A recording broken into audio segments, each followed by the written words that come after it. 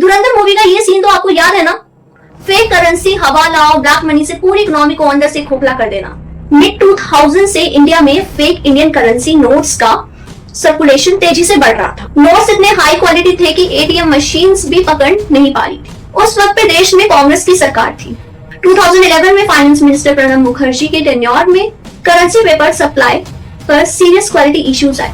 British company डेलारू को blacklist किया गया। लेकिन 2012 में जैसे ही पी चिदम्बरम फाइनेंस मिनिस्टर बने, डेलारू के कॉन्ट्रैक्ट्स दोबारा से रीस्टार्ट हो गए।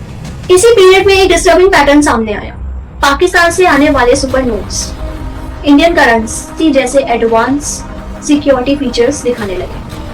इसी दौरान टेरर आउटफिट लश्कर-ए-तैयबा और इंटेलिजेंस इनपुट में ये बात कही गई कि fake currency ISI supervised terror funding का हिस्सा बन चुकी है। डायरेक्ट प्रूफ्स तो पब्लिक में नहीं थे, लेकिन रेड फ्लैग्स तो बहुत अच्छे से क्लियर थे। इसी दौरान में आता है हवाला किंगपिन जावेद खनानी का नाम। खनानी एंड हालिया एक्सचेंज कंपनी चला रहे थे, जिस कंपनी के थ्रू ब्लैक मनी को वाइट किया जाता था, ड्रग्स, इलीगल कैश और टेरर फंडिंग को वाइट कर रहे थे। यूएस ने इस नेटवर्क को ट्रांसनेशनल क्रिमिनल ऑर्गेनाइजेशन डिक्लेयर किया।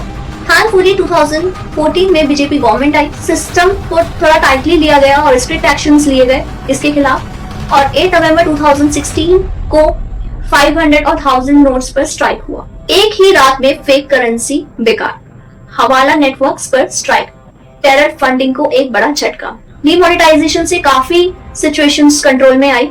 उसके एक महीने बाद ही ये खबर आई कि जावेद खनानी ने कराची में ही सुसाइड कर ली। लेकिन अब सबसे बड़ा सवाल ये उठता है कि जब 2011 में डेलारू पर डाउट्स थे, जब सुपर नोट्स पाकिस्तान से आ रहे थे, जब लश्कर-ए-तैयबा फेक करेंसी को टेरर का हिस्सा बता रहा था, तो why Congress party not taken action? Deals restart क्यों हुई? वार्निंग इग्नोर क्यों की गई? और देश को जवाब अब तक क्यों नहीं मिला? अगर 2016 में डिमोनेटाइजेशन नहीं हुआ होता तो फेक करेंसी का नेटवर्क आज कहां तक होता?